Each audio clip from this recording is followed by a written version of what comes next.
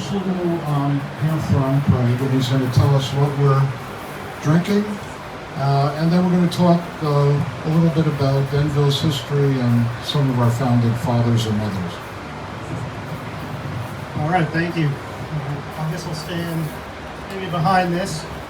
So for those that don't know me, my name's Craig. My wife Chrissy and I own the brewery. Cheers. So, we've been wanting to do something like this for the 250th. So we bought a couple of firkins, they're called, casks. So this is the first time we're using them, playing around with them. But what we pretty much did is we made two different beers. Well, it's the same base beer, but flavored differently to try to show you what historically people would drink in the colonial era. These are kind of known as table beers. They're low ABV. These are about 3.5%. They would even be lower, a little lower than that back in the day. Probably 2.5%, because the whole family used to drink them. Water was unsafe to drink, so they would make very low ABV beer, and the whole family, babies, everybody would drink the beer. So that's why we did nice light beers to kind of give you an idea of what table beers were like back then. So this first one is orange and molasses. We pretty much took a blonde ale recipe. We added, I zested like 3 large oranges. We put it in a little bag. We put it in there with about a pound of molasses. And then the second one that you'll get probably in 15-20 minutes is ginger. So it's ginger and honey. And I like that one better. It's a good one. But what the casks do is they actually condition the beer. So,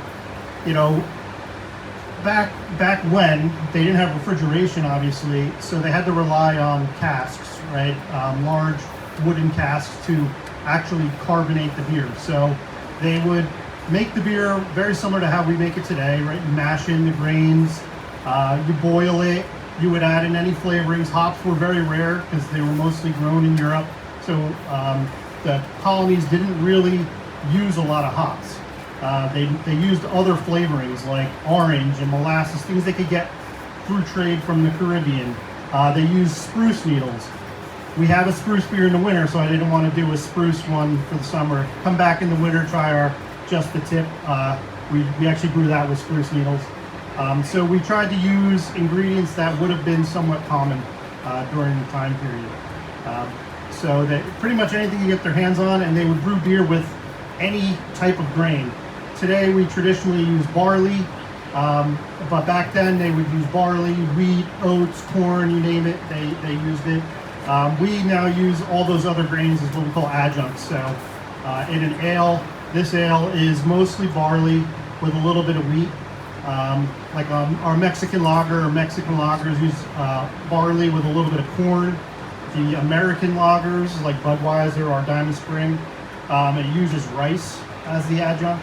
So those different adjuncts actually give different flavors to the beers you drink, and why certain American beers and American lagers taste different from European lagers, taste different from Mexican lagers. So once we boil, we add all the ingredients, it would ferment, right? They would ferment it a lot of times open air, so it would taste a lot funkier than this.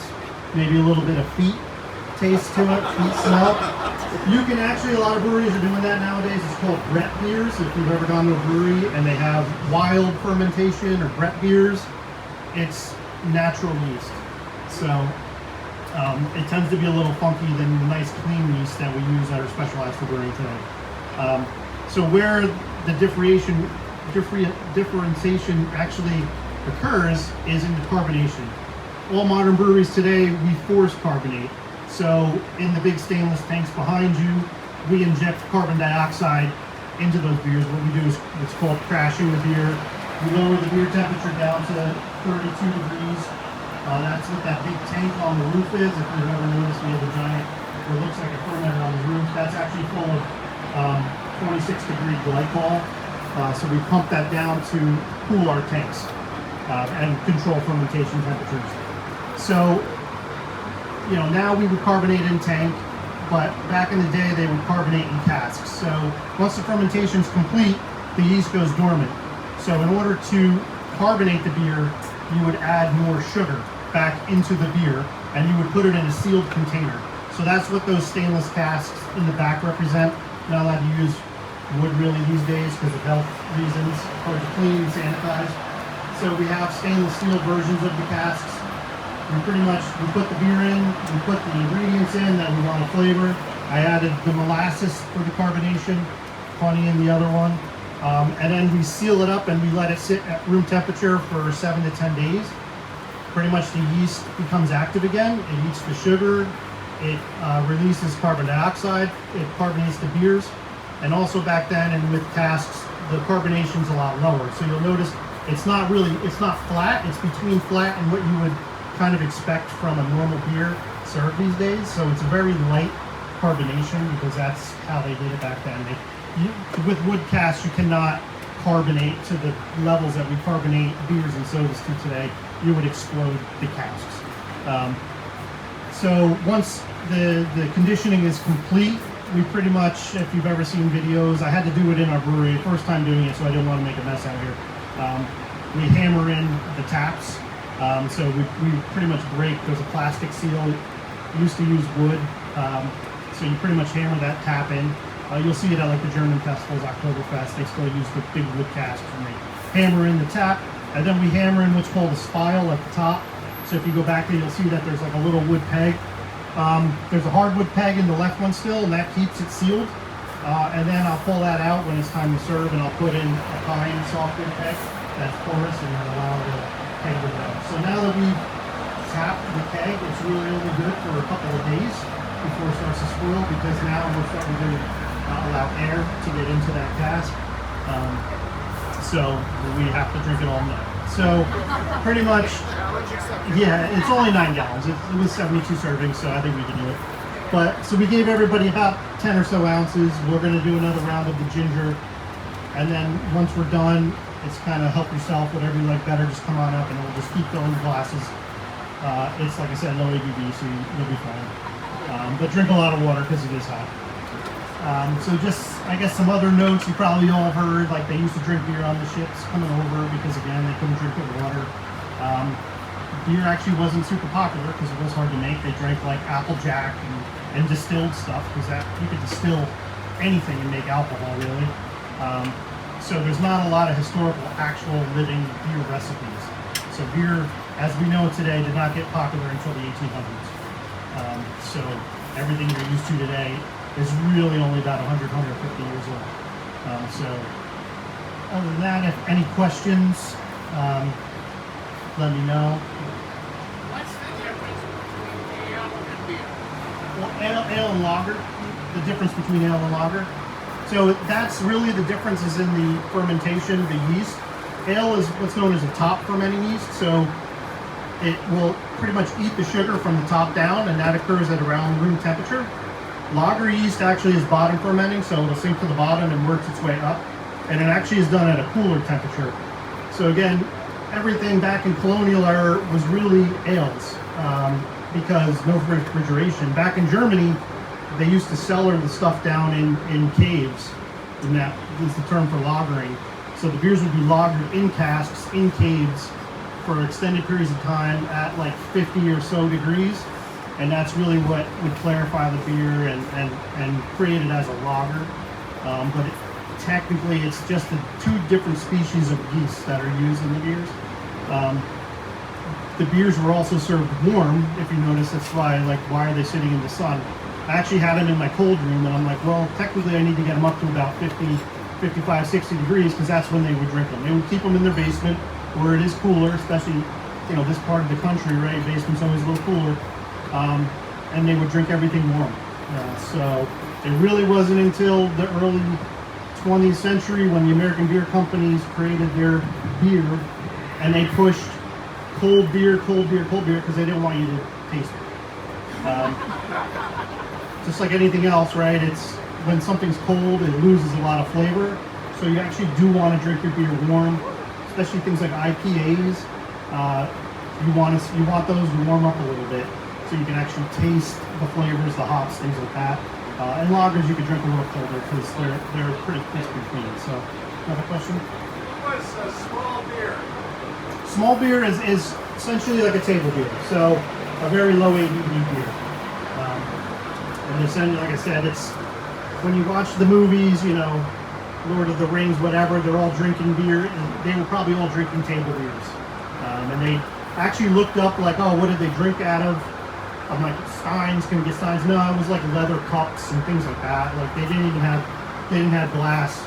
They didn't have, unless you were rich, you didn't have, you know, pewter mugs or anything like that. So everybody drank out of leather pouches, leather cups. Again, I tried to look into finding some of those. Very expensive and really not hygienic, not easy to clean. But for personal use, if you want one, they're about $80, $100.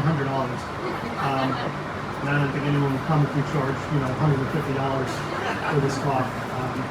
Any other questions? Mead is actually made with honey. So, and a lot of people ask, why don't we serve mead here? Why don't we serve cider? So, beer, by law, by definition, by federal law, has to be made of malt, which is barley or sugar, which is why we're allowed to do seltzer. It has to have hops, water, and yeast.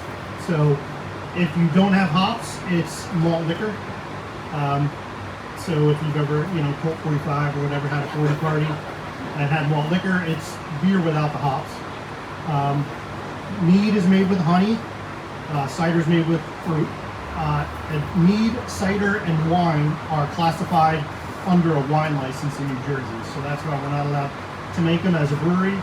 This federal law, New Jersey law, dictates that anything made with fruits and things like that is considered wine. So that's under that license, and they don't let us combine licenses. So you're stuck with our seltzer and beer. Does that apply to sours also? What was that? Does that apply to sours also? Sours? Yeah. Sours are beers that, there's a couple different ways you can make sours, but essentially it's like you're making yogurt. We use the same lactobacillus bacteria to sour the beer. If you made beer, you boiled it, and you just let it sit for a few days, it would naturally start to sour, and then you would have sour beer. We purposefully do it with essentially yogurt bacteria. So if you see kettle soured beers on tap at places, essentially what they're doing is before they boil the beer, they bring it up to about 100 degrees Fahrenheit. They add the lactobacillus. They let it sour overnight, and then they boil it, and that kills the bacteria, so it stops souring. So the longer you let it sit, the more sour it gets. We use a special yeast in our sour that essentially once it's in the fermentation tank, it sours the beer and then ferments it. So it's like a combination hybrid yeast. So it's, you know, whatever genes they've worked, you know, crossbred over the years to create like a sour yeast. That's what we use here. That's why ours isn't super sour. Some places you'll go, it's super sour, and that's because they're kettle souring. And you can control the pH down to whatever you want at that point. But it ties up your equipment for a long period of time. So trade-offs. Any other questions? And I probably should start off with a little history. My last name's Doremus. If you've ever, in Montville, there's a Doremus house that Washington stayed at during the war. My family's actually been here since 1645. So in New Jersey for like 325 years. Patterson used to be known as Doremusville. We're kind of all over the place. So we have a lot of history, I guess, here. So if there's any other questions, come find me. I'll turn it over to Vito. Thank you, Chris.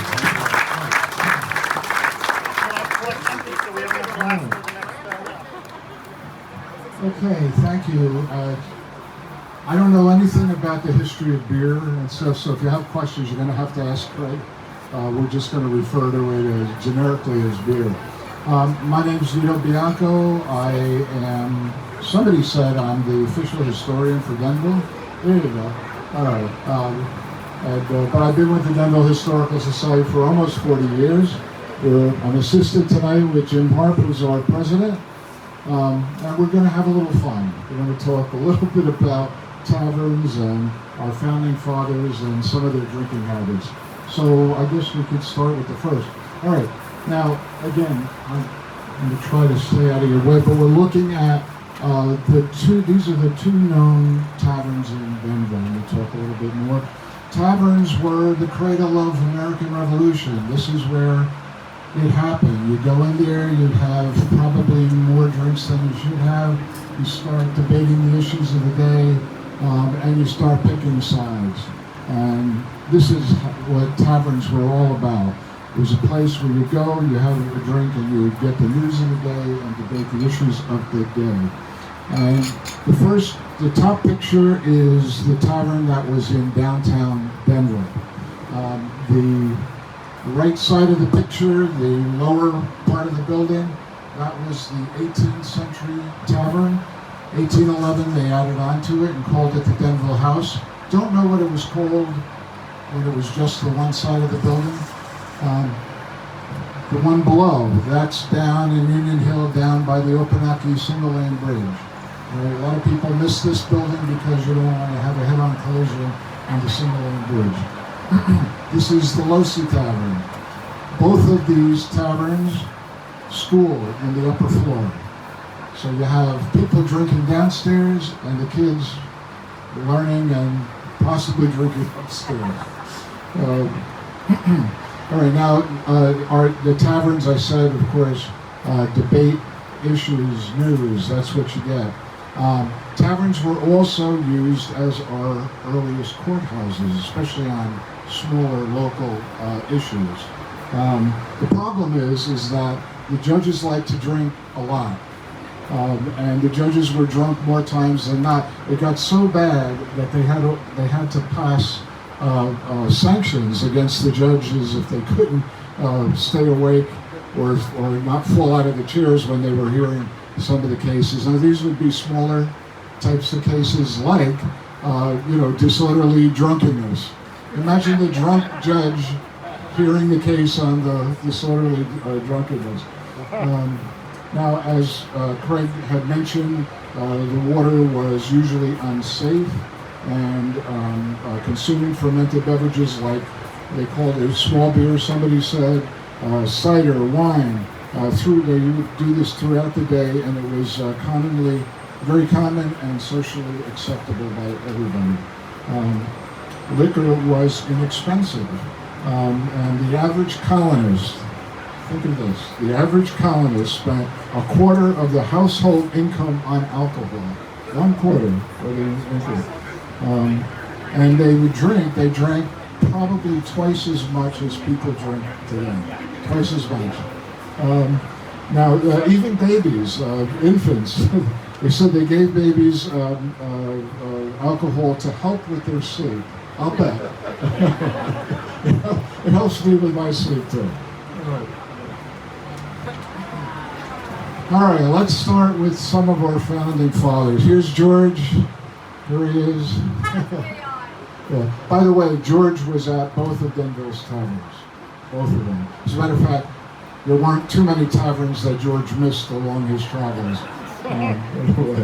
All right, now George, his favorite drink was Madeira wine. You're going to hear that a lot. Madeira wine, it's a Portuguese fortified wine.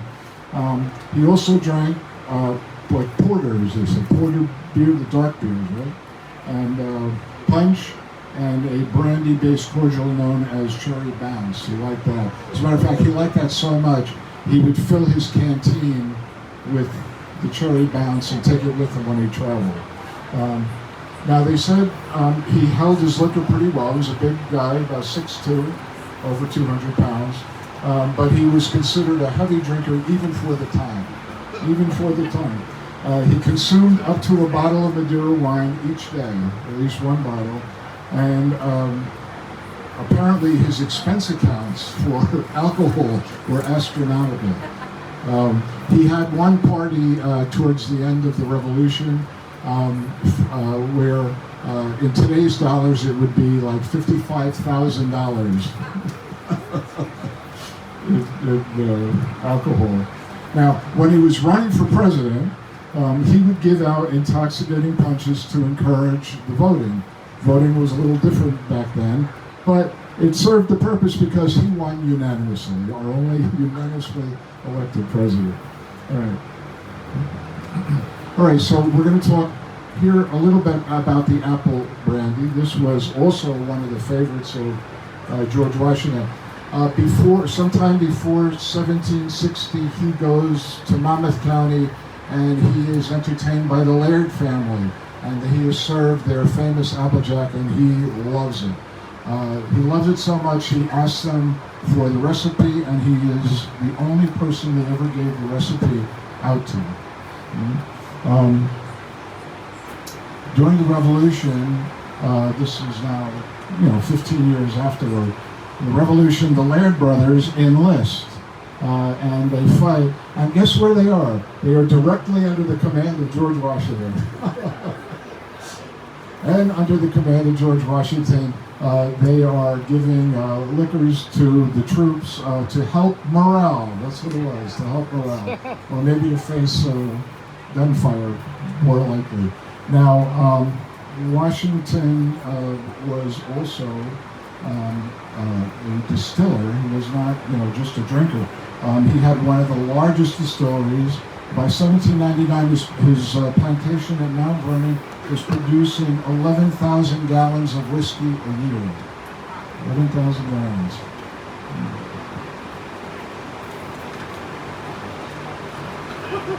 All right, this is, you don't recognize, this is John Adams, right? John Adams. All right, now, John Adams, since his college days at Harvard, he drank about a half a cup to a pint of New England hard cider every morning before breakfast. Every morning. He believed that the cider would keep him healthy, and I guess he was right, because he lived to 90 years old back in a time where most men died in their 50s or 60s, so that was pretty good. Now, hang on one second. Colleges back then, there were only 9 before the Revolution. Most colleges had their own brewery, right? But how convenient. So drinking in college is nothing new. He drank at college. Even Rutgers, any Rutgers people here? Rutgers? Here we go. All right. Rutgers, started just before the war, about 10 years before the war, and classes were held in one of those famous taverns upstairs. So. Okay, now we change a little bit. This is Thomas Jefferson, right? Father of the Declaration of Independence. But he was more sophisticated. He liked his wine. Right? He traveled all over the world. Traveled to Paris, and he was exposed to some of the greatest wines. And he was a moderate drinker compared to some of the other founding fathers. Maybe 3 to 4 glasses of distilled wine, or diluted wine, I should say, with dinner. That was about it. He is considered our first wine enthusiast and connoisseur. Most of the upper class would consult him on which wines they should drink with what kind of meals. Now there is a myth out there that he wrote part of the Declaration or all of the Declaration in a tavern while drinking wine. It's not substantiated. He may have started the Declaration drinking some wine. Not an easy document to write, obviously, but it's endured. Let's go to that. Okay. All right, now we have James Madison and Dolly Madison. All right, James Madison, our 4th president, or father of the Constitution. Now, his wife Dolly, she liked the bubbly. She liked her champagne, and he had to monitor her. He had to monitor her champagne drinking, warning her that if she drank too much, it would make her pop like a cork. Pop like a cork. But Dolly Madison, she's one of our famous first ladies. During the burning of Washington in 1814, she saved the famous portrait of George Washington that you often see at the White House, still there now. Now, James Madison, he drank, he drank a pint of whiskey daily to ease and aid his digestion, so he said, daily. Now, unlike George Washington, When Madison was running for public office in 1777, he thought that it was beneath his dignity to bribe voters with alcohol. He lost. And maybe this is a good stop. You want to do number 2? You want to try? Okay. Pass them out. It's gonna take some time. All right, yeah, so we'll take a little break and we'll come back. More good stuff.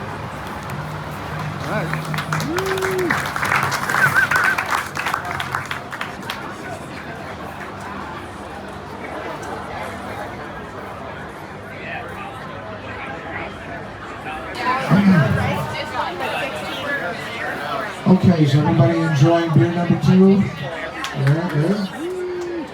All right. All right, let's go to a few more pictures. We'll take a little bit more history. Who recognize this is not from the play? This is the real Alexander Hamilton. Yeah? And by contrast here, Alexander Hamilton was really not a big drinker. He had a couple of glasses of wine a day on doctor's orders, apparently. So not everybody was into the drinking scene. But let's go to the next guy.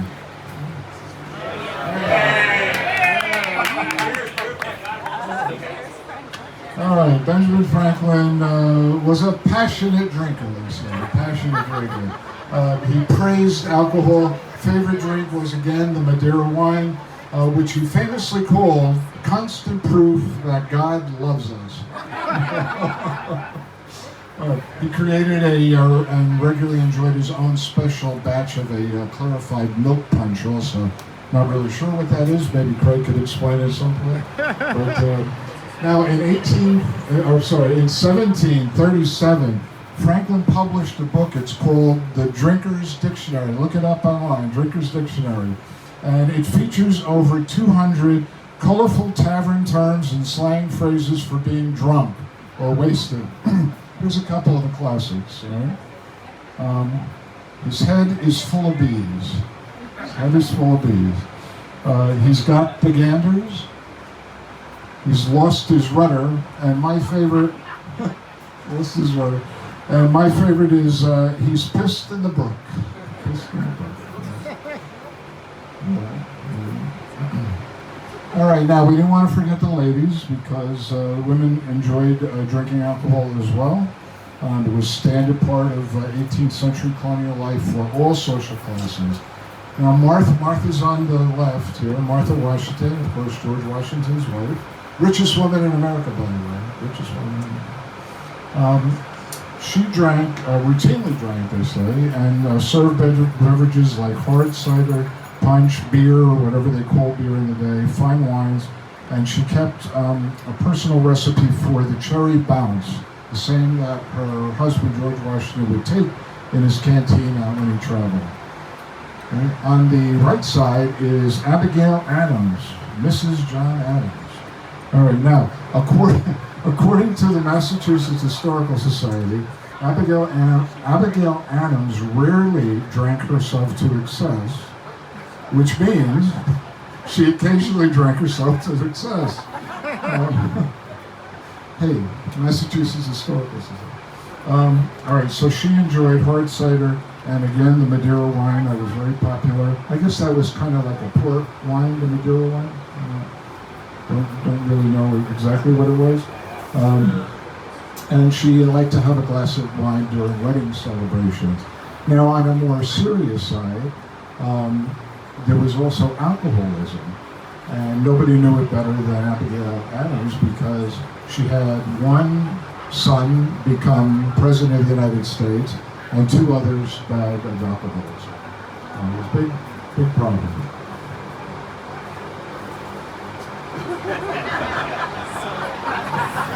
All right, so as we wrap things up, you can see, they signed the Declaration and the party begins. And now, 250 years later, we're still celebrating. So continue to celebrate, show your patriotism, and drink up. All right? Thank you very much. Any questions? Yes, sir. Cheers. Say, well, I was told I had 15 to 20 minutes, so I had to cut it somewhere. Any other questions? I take it you're not from Denville. Thank you. Come to the museum. We're going to open on July 4th.